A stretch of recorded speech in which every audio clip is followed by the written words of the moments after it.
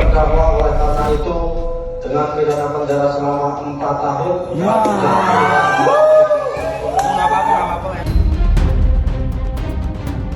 Dari Dr. Eza pun tidak mempermasalahkan apa besarnya putusan itu, tapi yang harus digarisbawahi adalah sekarang menjadi terpidana ya. Terpidana ini terbukti melakukan pengancaman dengan kekerasan. Kalau banding pasti ya. Artinya terima nggak dengan keputusan 4 tahun dan denda 1 M tersebut, Kak? Nggak terima lah. Tapi ya udah, mau gimana lagi?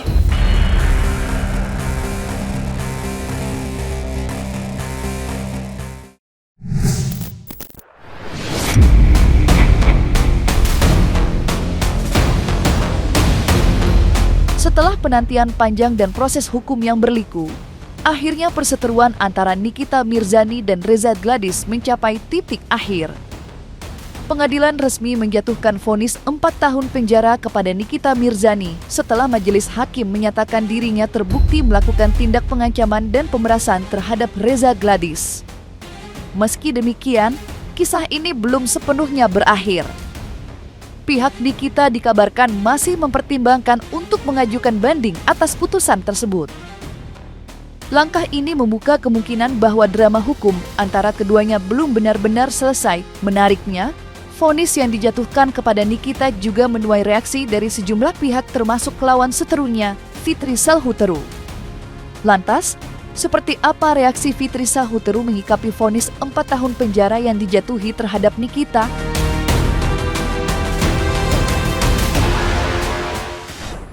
Ya kalau aku ya secara pribadi aku merasa sudah sesuai dengan apa yang terjadi, karena aku yakin juga dari Dr. Eza pun tidak mempermasalahkan apa besarnya putusan itu, tapi yang harus digarisbawahi adalah sekarang menjadi terpidana ya. Terpidana ini terbukti melakukan pengancaman dengan kekerasan. Kita berdiskusi tentang apapun keputusan yang terjadi hari ini itu kita harus terima. Jangan ada perdebatan lagi.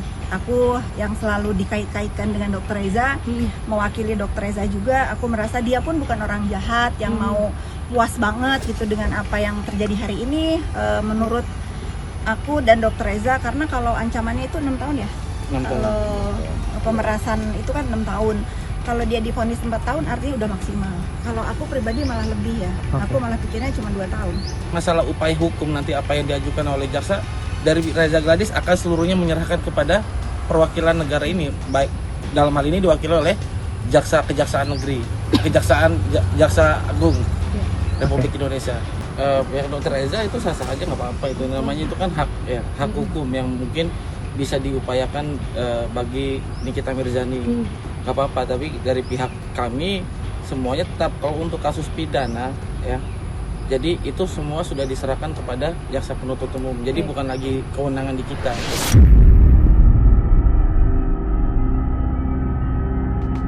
Fitri Salhuteru yang hadir dalam acara nonton bareng sidang putusan Nikita Mirzani di kediaman Dr. Reza Gladys menjadi pusat perhatian publik. Momen tersebut dinilai banyak pihak sebagai babak baru dari dinamika hubungan di antara para figur publik yang sebelumnya sempat bersinggungan. Kehadiran Fitri di tengah acara itu pun sontak menimbulkan berbagai spekulasi di kalangan warganet, terutama terkait motif di balik partisipasinya dalam kegiatan tersebut. Menanggapi hal itu, Fitri akhirnya meluruskan tudingan yang sempat berkembang di media sosial. Ia menegaskan bahwa acara nobar yang digelar oleh Dr. Reza Gladys tidak dimaksudkan untuk merayakan penderitaan orang lain. Menurutnya, kegiatan tersebut murni merupakan ajang silaturahmi dan kebersamaan di antara sahabat tanpa ada niat menjatuhkan ataupun memperolok pihak manapun. Menjatuhkan pidana pada terdakwa oleh karena itu dengan pidana penjara selama 4 tahun.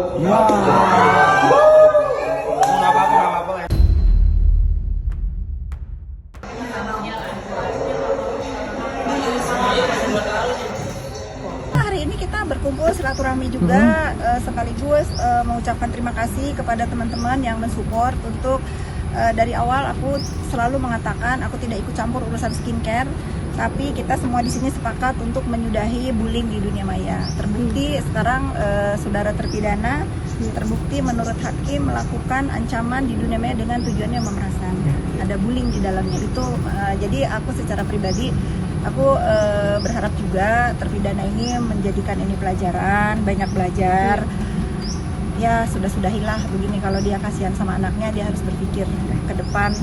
Mungkin hari ini ketemu Dr. Reza yang melaporkan, orangnya diem ya, nggak ada juga melakukan apapun di dunia maya.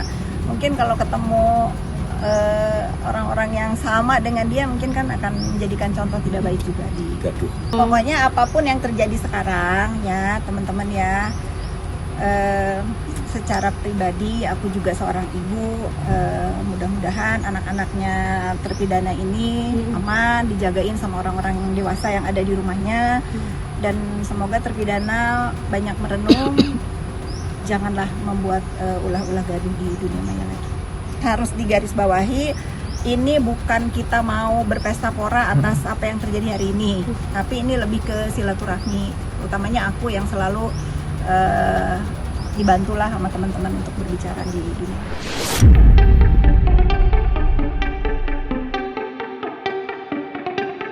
Di sisi lain, vonis 4 tahun penjara yang dijatuhkan kepada Nikita Mirzani tampaknya akan dihadapi dengan tenang dan realistis oleh sang artis. Berdasarkan perhitungan hukum, dengan mempertimbangkan masa tahanan yang sudah dijalani cukup lama serta kemungkinan mendapat remisi atau potongan masa hukuman, Nikita diperkirakan hanya akan menjalani sisa hukuman sekitar 1 tahun. Meski keputusan tersebut berat, sumber terdekat menyebut bahwa Nikita sudah mulai mempersiapkan diri secara mental dan spiritual untuk menghadapi masa hukumannya. Bahkan, ia disebut telah membagikan rencananya secara terbuka kepada sahabat dekatnya, Dr. Oki, tentang langkah-langkah yang ingin ia lakukan ke depan.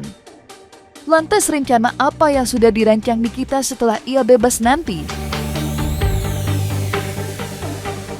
Tanyanya, saya pengennya ke Nikita Mirzaninya bebas dan harus bebas. Kalau ditanya dari lubuk hati saya paling dalamnya, tapi balik lagi semua keputusan dari hakim yang katanya Nikita Mirzani pengen umroh, pengen ngabisin hari-harinya dengan anak-anaknya itu aja. Dan katanya juga di versinya Nikita ya, sebulan 2 bulan dia pengen hidup tenang dulu, pengen ngabisin waktunya dengan anak-anaknya karena menebus dosanya dengan anak-anaknya karena banyak momen yang dia lewatkan bersama anak-anak.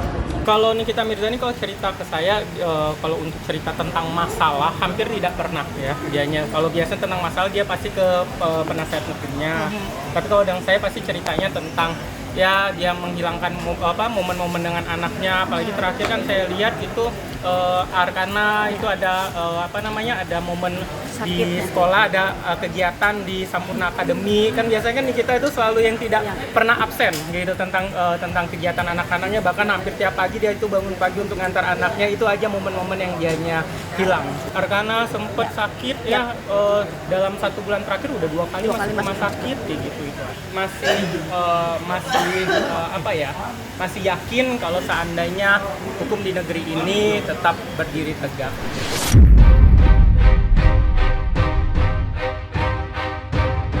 Dari hasil sidang putusan di Pengadilan Negeri Jakarta Selatan, diketahui bahwa Nikita Mirzani tampak tidak dapat menyembunyikan rasa kecewanya.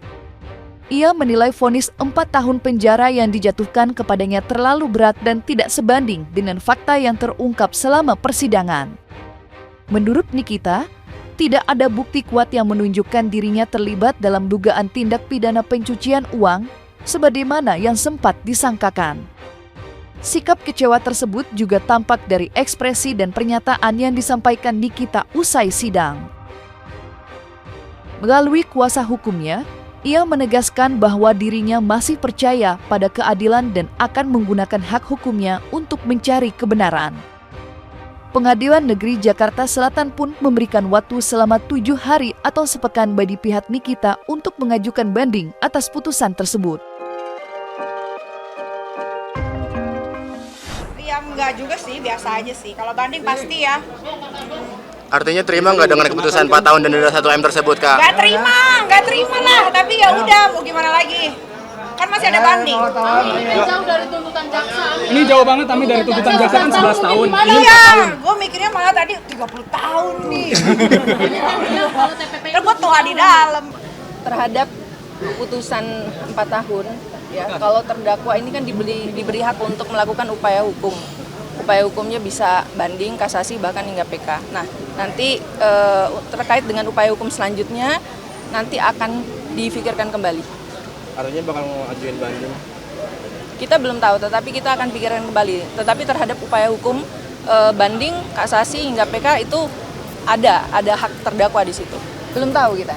Kami belum tahu untuk upaya hukum selanjutnya ini apakah akan banding atau tidak, tapi nanti akan diinformasikan lagi lebih lanjut karena kami perlu koordinasi dulu.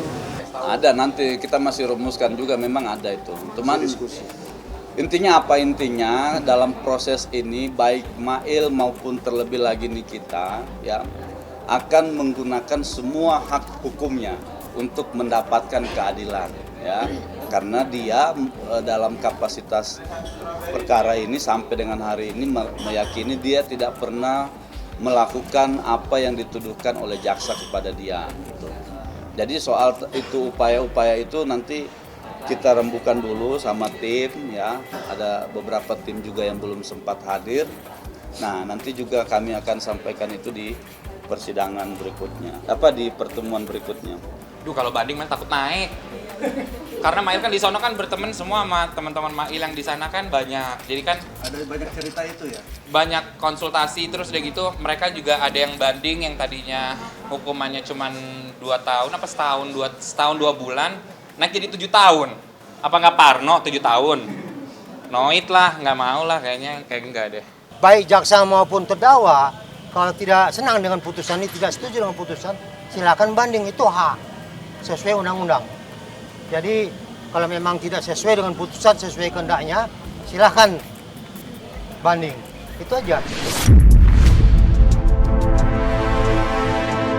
Tak lama setelah sidang putusan terhadap Nikita Mirzani digelar, satu terdakwa lain yang turut terseret dalam kasus yang sama, yakni Ismail Marzuki, juga menjalani sidang putusan di Pengadilan Negeri Jakarta Selatan.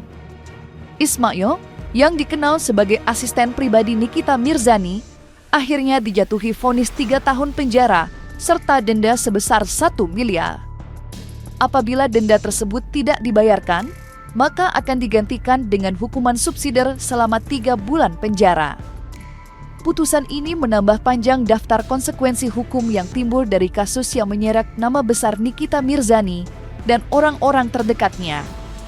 Berbeda dengan Nikita yang masih berencana mengajukan banding, Ismail atau Mel justru mengaku ragu dan sedikit takut untuk mengambil langkah serupa.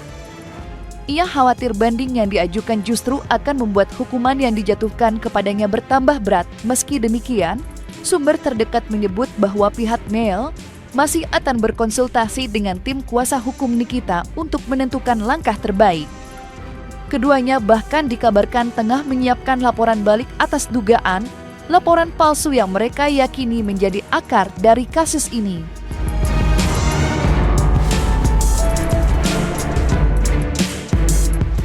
Menjatuhkan pidana kepada terdakwa oleh karena itu dengan pidana penjara selama 3 tahun dan pidana denda sejumlah 1 miliar dengan ketentuan apabila pidana tersebut tidak dibayar diganti dengan pidana kurungan selama 3 bulan.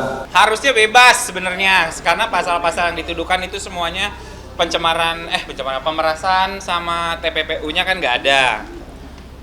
Harusnya tuh sebenarnya bebas. Jadi ya udahlah kalau misalnya emang itu kan udah keputusan hakim yang mulia. Jadi Mail tinggal ikutin aja alurnya, tinggal jalanin ke depannya mau kayak gimana gitu. Nah, nanti kan ada pasal yang dituduhkan waktu awal itu TPPU. Sekarang tidak terbukti. Mungkin Mail dan tim penguasa hukum Mail juga nanti bakal adanya buat laporan karena laporan baru lah. Kami akan lakukan upaya hukum berikutnya terhadap putusan itu, tapi insya Allah nanti dalam waktu dekat ini mungkin besok ya Kami akan berkonsultasi dengan Nikita, kami juga tim akan berdiskusi untuk menentukan langkah-langkah berikutnya. Nanti di rangkaian putusan ada. Kami akan pelajari lebih lengkap putusannya. Ada oknum yang terlibat di dalam hal ini. Ini selama ini belum tersentuh, walaupun ini pernah dilaporkan.